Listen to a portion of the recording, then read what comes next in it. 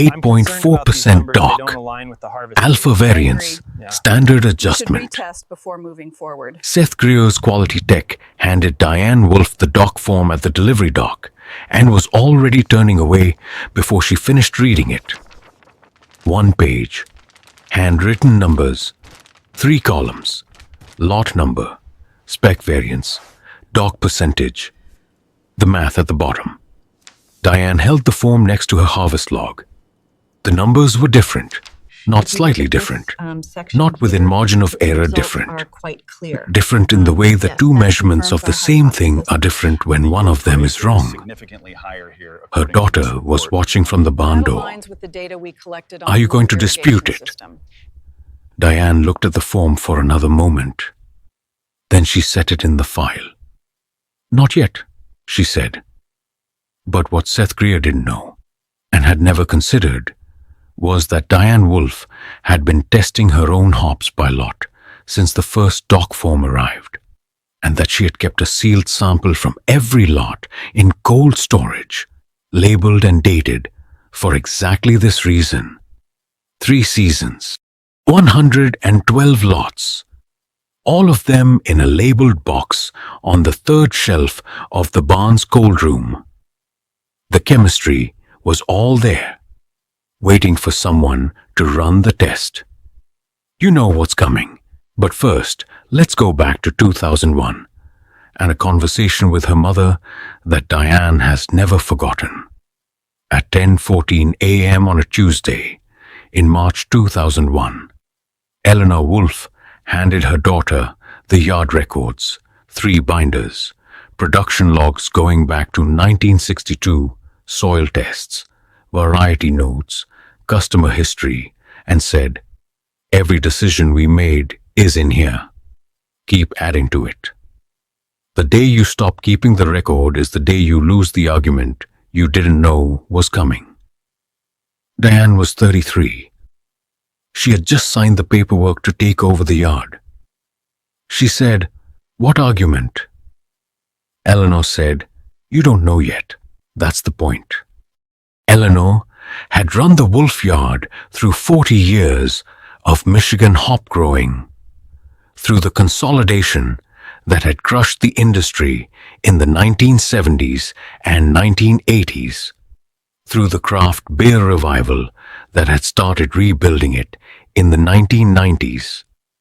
She had sold direct to homebrewers and small regional accounts through the lean decades because the big buyers were gone and the small buyers were loyal, and a yard with good soil and good rhizome stock could survive on loyalty and precision if the grower was precise. She had been precise. She handed the binders to Diane and went to the house to make coffee. Diane spent the afternoon reading the binders, every entry in her mother's handwriting, the bricks measurements, the picking station refractometer readings, the lot-by-lot performance notes going back to 1987. She found the entry for the first year. The yard had trialed Centennial, 1994, a variety that was not yet widely grown in Michigan, and the notes on the soil amendment that had improved the rhizome density in the second year, and the picking window observations that had refined over 3 seasons into what Diane would later describe to Carol Weiss as the most precise picking protocol in Kalamazoo County. She understood what her mother had meant. The record was the argument. When Seth Greer joined the brewery's procurement team in the 4th year of the supply contract, the doc started. First season, 8.4%. Second season, 9.1%. Third season, 10.6%. Same language each time on the doc form. Alpha variance, standard adjustment. Diane accepted the first doc. She put the form in the file and held her harvest log beside it and looked at the numbers for a long time. Her own refractometer readings showed the alpha acid content within the contract spec. The dry matter percentage was within spec. The moisture content was within spec. The only metric she couldn't verify herself was the brewery's in-house analysis, which she did not have access to, and which the doc form did not explain in detail. She went to the cold storage that evening and sealed a bag from the lot she had just delivered. She labeled it with the lot number, the date, the variety, the harvest date, and her own refractometer readings. She put it in the labeled box on the third shelf. She did not tell the brewery she was doing this. She was not making a threat. She was making a record. The second doc came the following September. 9.1%. Same language. Diane called Seth Greer. She said her harvest log showed the lot in spec. Greer said her on-farm refractometer was not calibrated to the same standard as the brewery's analysis. This was technically true. It was also true, which Diane did not know yet, that the brewery's in-house analyzer had not been externally calibrated in 4 years. A 4-year-old calibration on equipment that specifies annual calibration introduces drift that compounds over time. The drift can go either direction. In the case of the brewery's analyzer, it had drifted low, which meant it was systematically underreporting alpha acid content. Diane did not know this. She knew her numbers and she knew the doc numbers and she knew they didn't match. And she knew that 3 seasons of the same doc pattern on the same crop management was not random variance. She sealed the second batch of samples, third shelf, labeled box. At the Regional Hop Growers Association meeting in January, after the third doc, Seth Greer presented the brewery's quality program to 12 growers in a conference room in Kalamazoo. He cited their doc rate, under 5% of contracted volume, as evidence of supplier quality in the region. He said the brewery's QC process was industry standard. He said this with the confidence of a man who has never had a grower challenge a doc with independent data. Diane was in the room. She did not speak during the presentation. Afterward, 2 other growers came to her. They had both had similar docking patterns, not identical, but similar. Both had accepted the docs. Neither had kept samples. Diane said, "I have samples from 3 seasons." They asked what she meant. She explained. The sealed bags, the third shelf, the labeled box, the lot-by-lot refractometer readings that didn't match the brewery's numbers. One of them said, "You've been keeping them since when?" Diane said, "Since the first doc." The room was quiet for a moment. The other grower said, "What are you going to do?"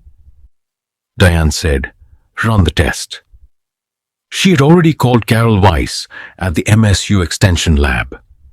She had already described the sample archive and the chain of custody and the question she needed answered. Do these lots test within contract specification on alpha acid, beta acid, dry matter, and moisture content? Carol said, "Bring me the samples." The chain of custody mattered. This is the part that takes planning.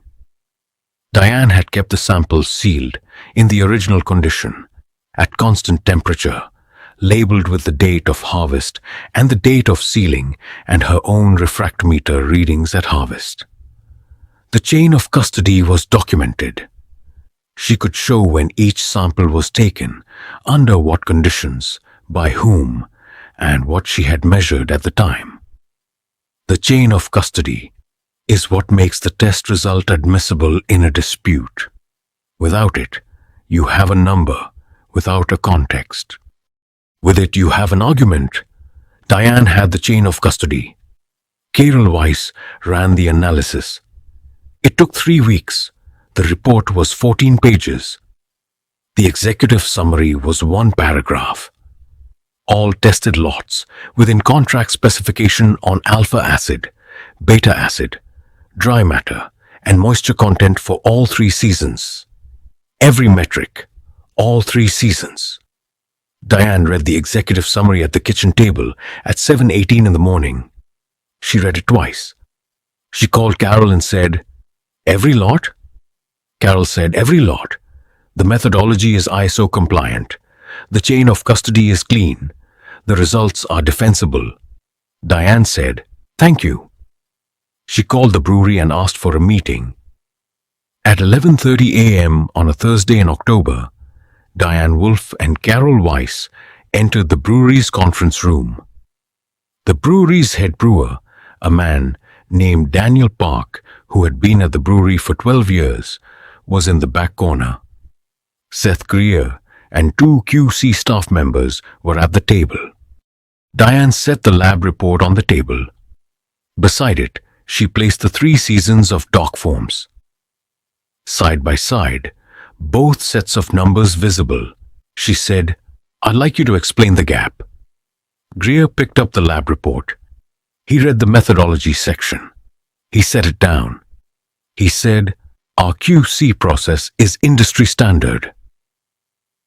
Daniel Park, in the back corner, said nothing. He was looking at the doc forms.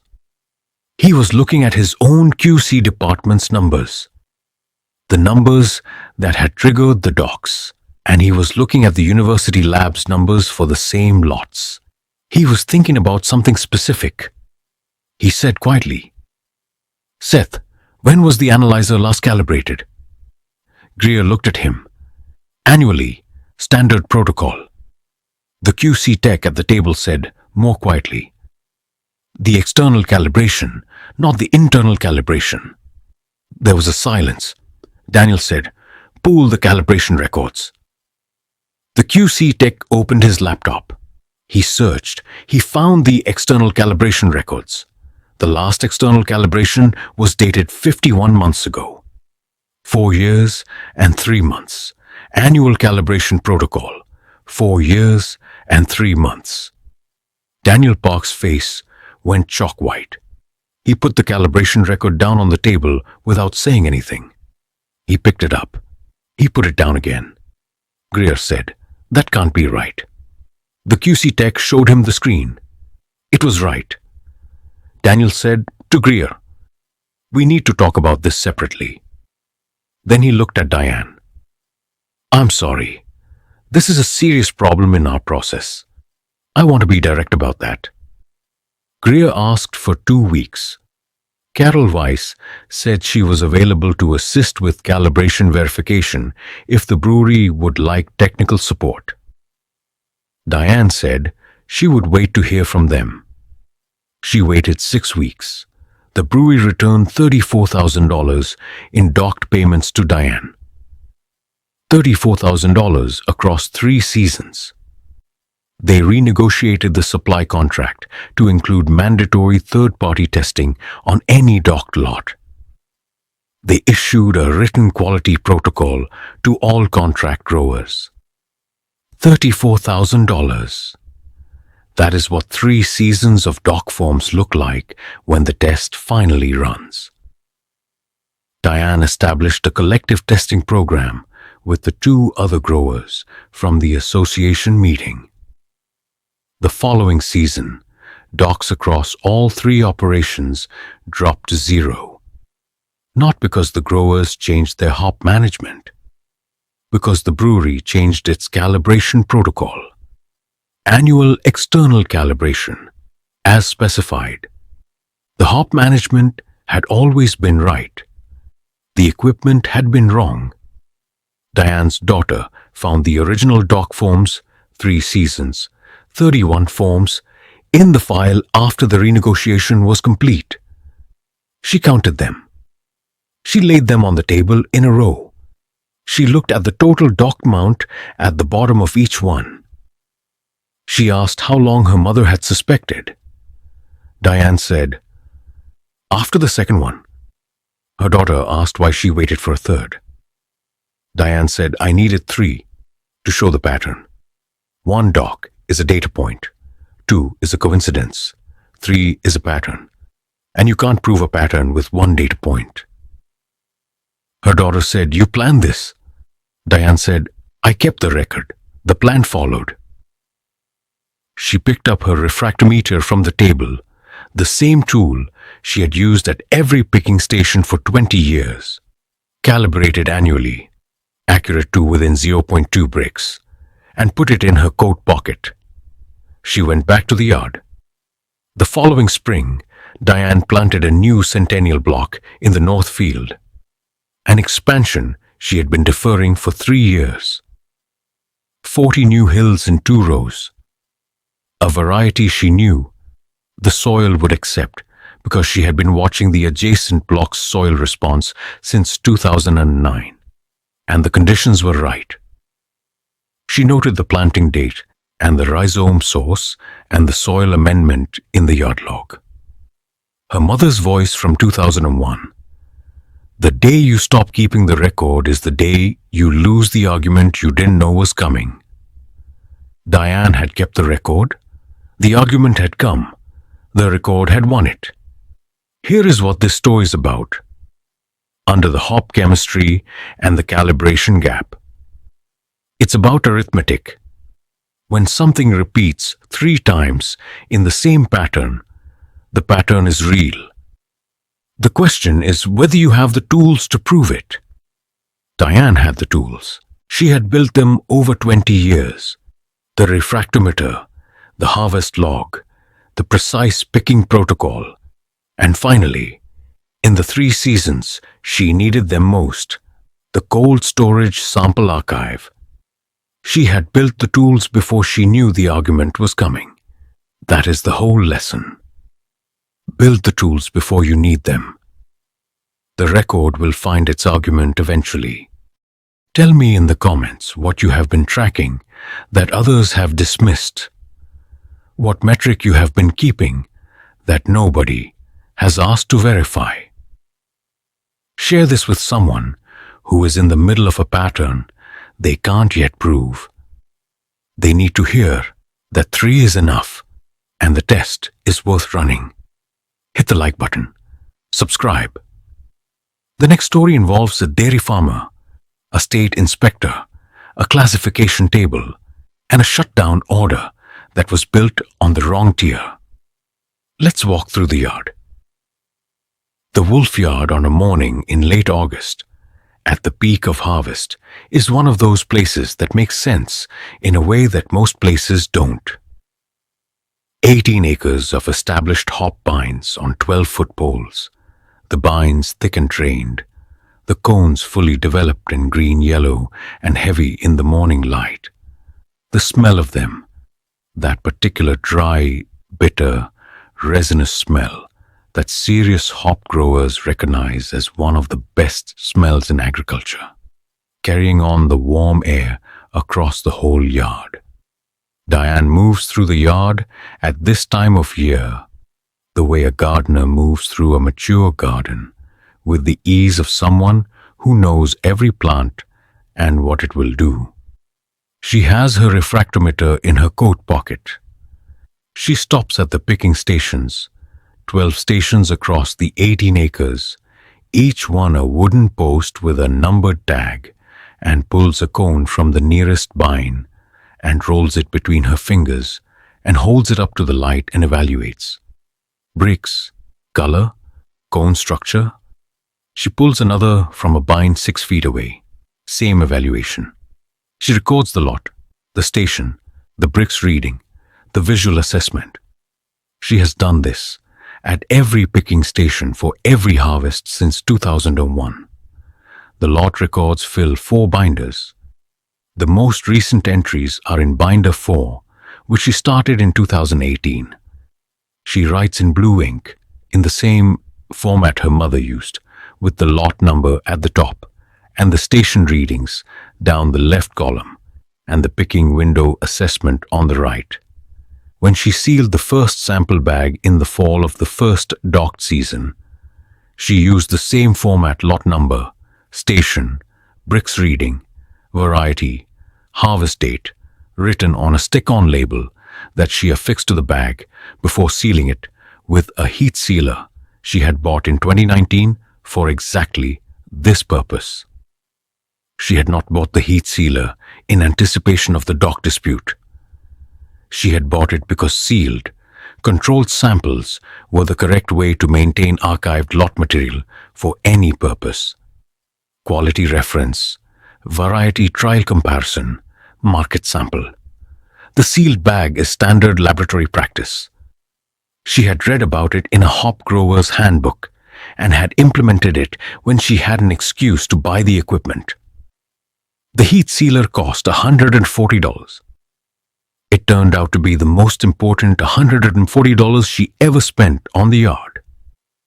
The cold storage where she kept the samples is a converted chest freezer in the barn, set to 28 degrees Fahrenheit, with a humidity control module she had added in 2020 to prevent moisture variation that could compromise the sample integrity.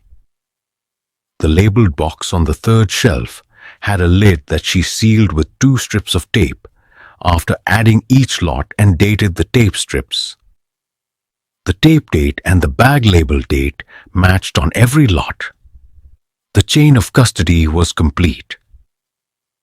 Carol Weiss, when she received the samples, said she had reviewed many archived lot samples in her career, and that the Wolf archive was the most carefully maintained she had seen from a private grower.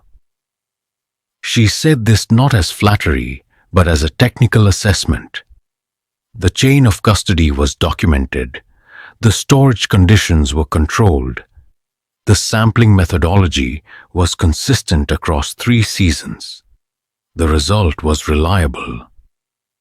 Carol is 51, an extension specialist who has worked with Michigan hop growers for 18 years. She has seen the industry go through the craft beer expansion, has watched small yards struggle with the cost pressure of competing against large Pacific Northwest operations, has watched brewery procurement evolve from handshake agreements to complex multi-year contracts with quality specifications that are sometimes imprecise and sometimes incorrect, and occasionally, as in the Wolf case, inconsistently applied. She had not had a grower bring her a 3-season sample archive before. She had not had a grower bring her the question Diane brought. Are these lots in spec or are they not? Most growers, when they received a dock, accepted it or disputed it verbally and moved on. The documentation to support an independent test was almost never there. You needed the samples, and you needed them sealed and dated and temperature controlled, and you needed the chain of custody, and you needed all of it before the dispute was filed, because once the brewery knew you were challenging the dock, the relationship changed and the access to information changed. Diane had all of it before she called Carol. She had not told the brewery she was challenging anything. She had simply been keeping the record. This is the distinction that mattered. Seth Greer had no idea the test was coming. He walked into the October meeting confident. He had been doing hop procurement for 6 years, and he had never had a grower challenge a dock with independent laboratory data. His QC process had never been questioned. The equipment had never been externally calibrated on schedule. The oversight was not deliberate. It was the kind of operational gap that develops over years in a department that is not externally audited, but it had also never produced results that anyone had checked against a different standard.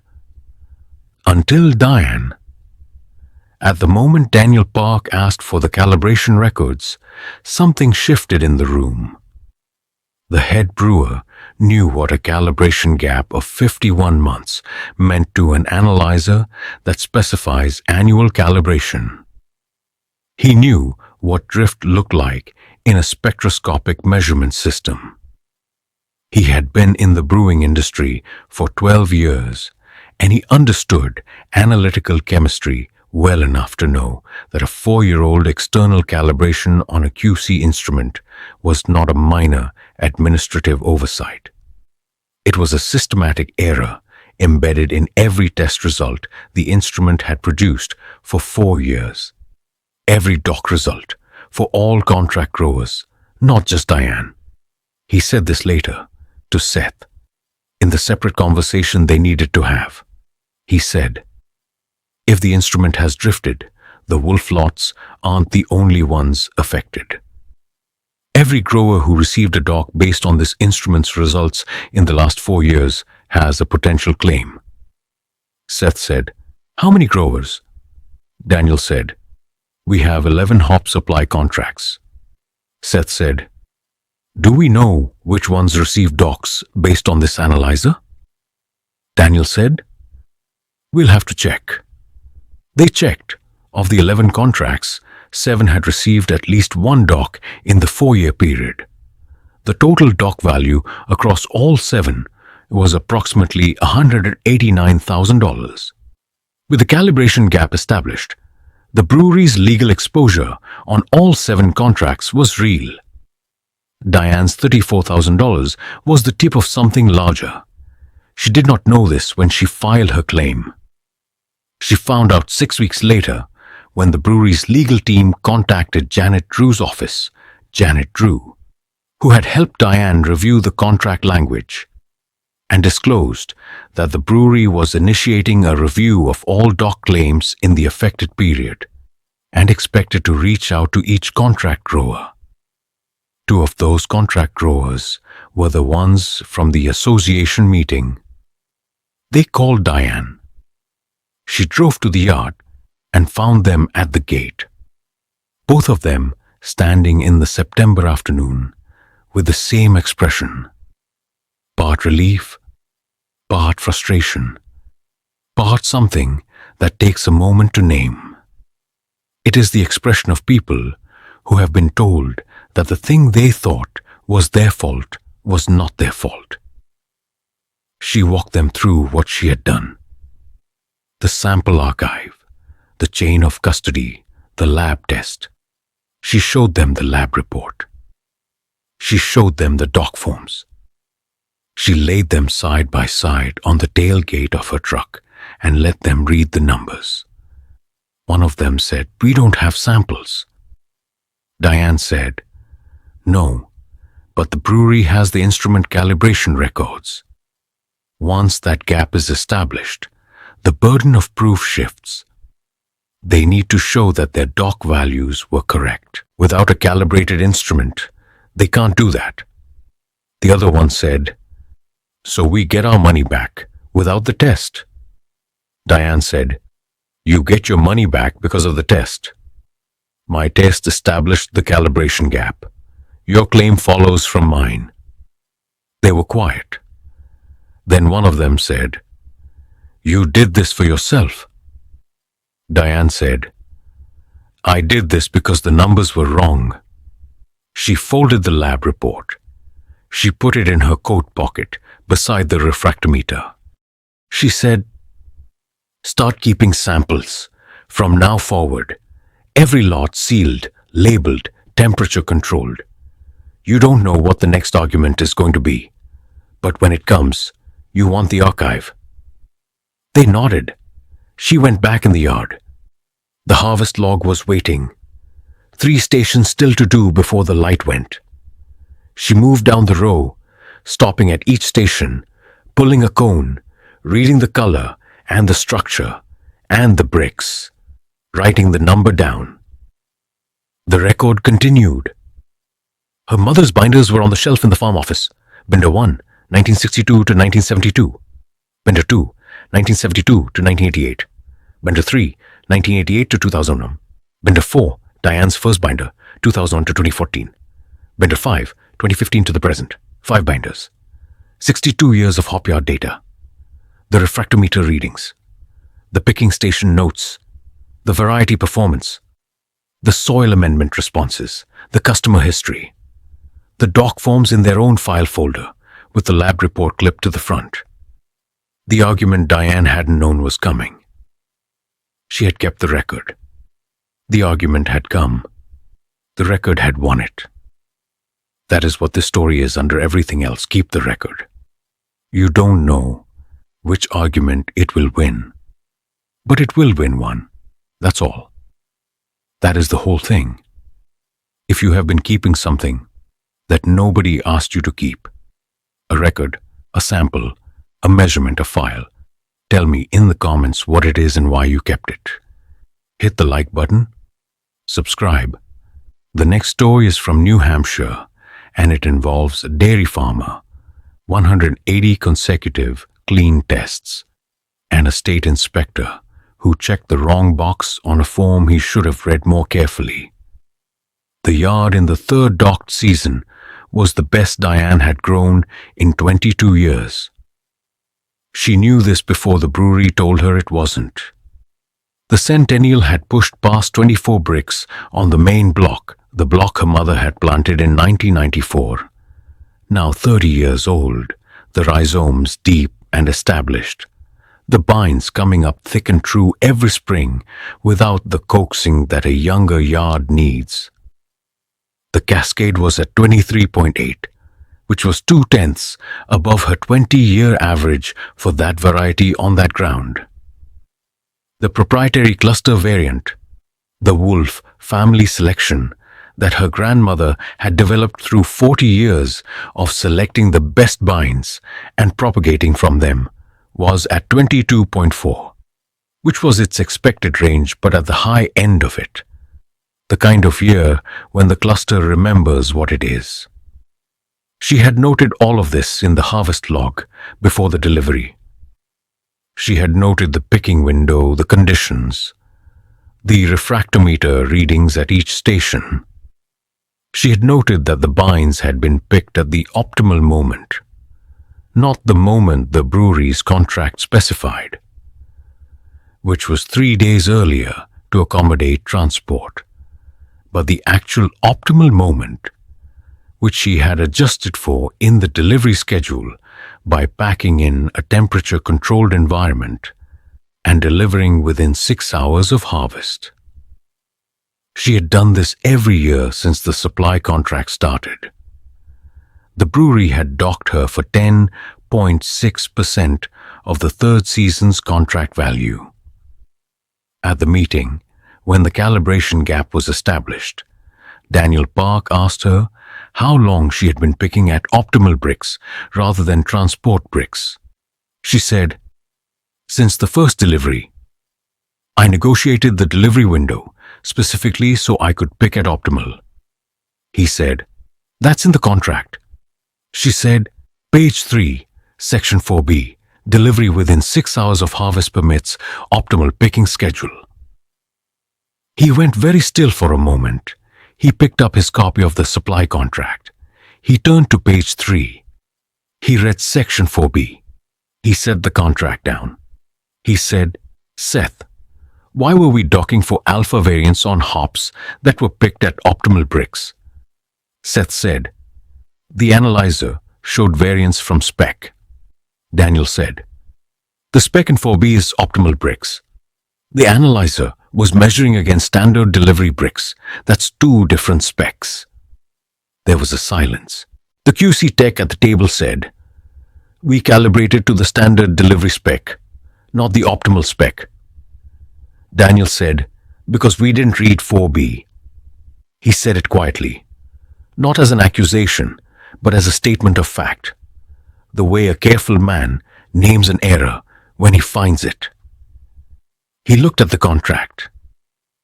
He looked at the dock forms. He looked at the calibration records.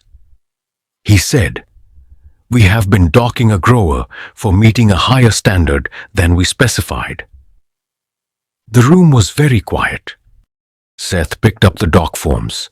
He read the third season one. He looked at Section 4B. He set the forms down. He looked at Diane. She looked back. She did not say anything. She did not need to. The $48,000, not just the dock return, but an additional payment for the premium spec delivery premium that Section 4B had authorized and that had never been applied, arrived 6 weeks after the meeting. The supply contract was renegotiated.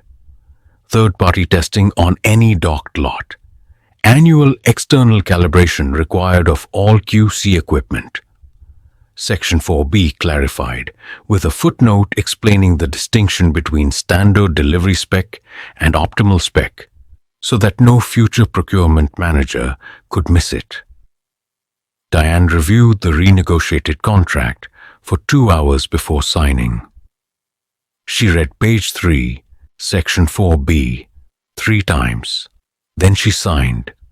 She put the signed contract in the file with the doc forms and the lab report and the binder of harvest logs and the 3 seasons of sample archive. She went back to the yard. The refractometer was in her coat pocket. The harvest log was on the bench. The record continued. Her mother had been right. The day you stop keeping the record is the day you lose the argument you didn't know was coming. Eleanor Wolfe had given her daughter this instruction in 2001 without knowing what specific argument it would win. It had won 3 seasons of dock reversal and a contract renegotiation and a quality protocol change at a regional brewery that affected 11 supply contracts across 7 growers. That is what a record does when it is kept carefully. It wins arguments nobody knew were coming. The new Centennial Block in the Northfield is in its 2nd season. 40 hills, 2 rows, a variety Diane knows this ground will accept. The bines are coming up strong. She notes the growth at each station. She records the early bricks readings, pre-harvest, informational only in the log. The rhizomes are establishing. Next year, she expects a first harvest. She will test every lot. She will seal a sample from each one. She does not expect to need them, but she will have them. She was not making a threat. She was making a record. If there's someone in your life who is keeping a quiet record while accepting an unjust result, share this with them. The test is worth running. The record is worth keeping. The argument will come eventually. And when it does, 3 seasons of sealed samples change everything. Leave a comment below. Hit like. Subscribe for the next story. It's from New Hampshire. It involves a licensed raw milk dairy, 180 consecutive clean tests, and an inspector who used the wrong classification tier on a morning when he really should have read the table first. The 2 other growers from the association meeting, their names were Carl Britton and Anne Kowalski, drove to the Wolfe Yard on a Thursday afternoon in October, 2 days after the brewery's legal team had called them. They stood at the gate with the same expression. Diane brought them into the barn. She walked them through the cold storage shelf. She showed them the labeled box with the sealed sample bags. She opened the lid and let them look at the 3 seasons of archived lots. Each bag labeled with the lot number, the harvest date, the variety, the station, her own refractometer reading. Carl said, "How did you know to keep them?" Diane said, "I didn't know what I'd need them for. I kept them because it was the right practice." Anne said, "We've been growing hops since 1994, and nobody told us to do this." Diane said, "Nobody told me either. I read about chain of custody archiving in a handbook in 2018 and bought a heat sealer because it was the correct way to maintain lot samples." She showed them the heat sealer. It was on the shelf beside the cold storage unit, a small tabletop model, the kind used in food-safe packaging operations. The seals it made were airtight and clearly dated. Anne picked it up. She turned it over. She set it down. She said $48,000. Diane said, the dock return was $34,000. The premium adjustment was $14,000. Section 4B, optimal bricks delivery premium. Anne said, I didn't know there was a premium. Diane said, it was on page 3. I negotiated it when I signed the original contract. I had read every page. Carl looked at her. He said, you read every page? Diane said, yes. He was quiet for a moment.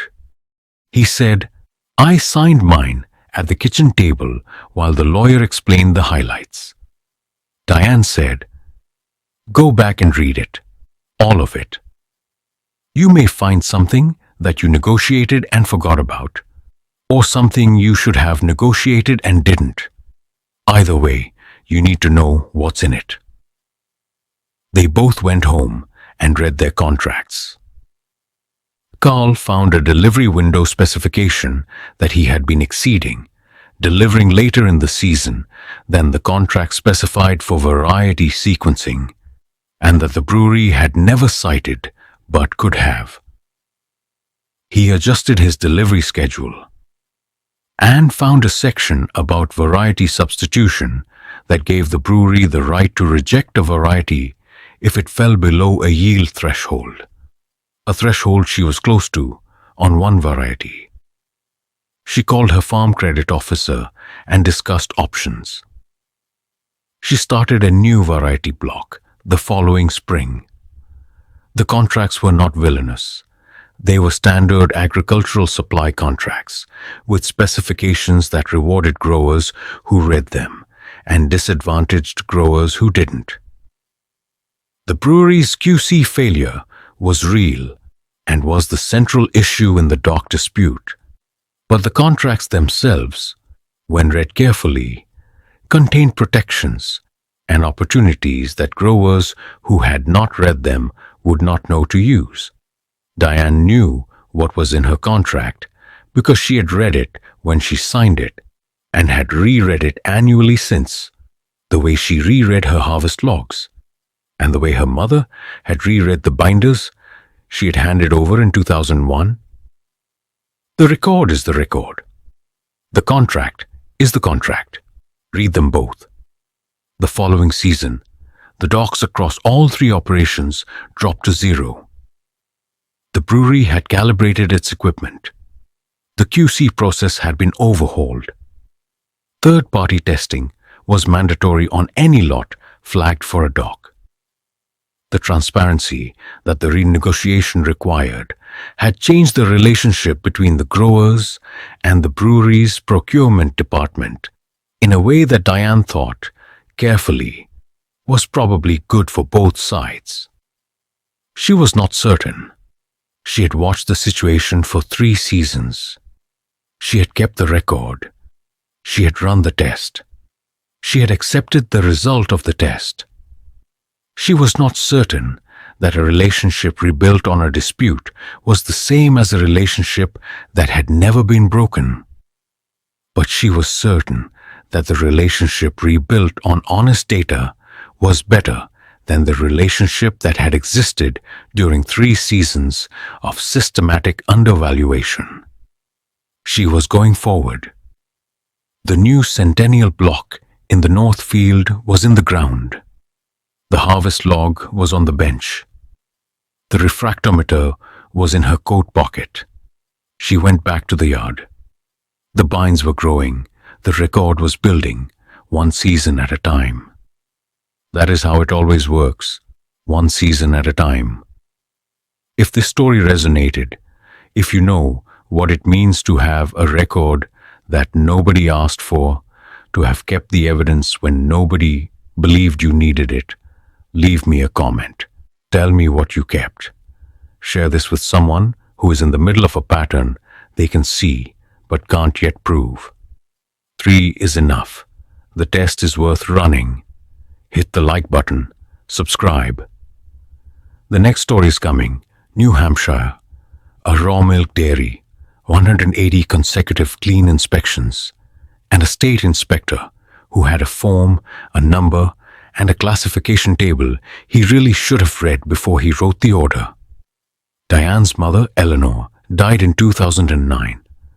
She was 74 years old, and she had grown hops on the Wolf Yard for 41 years.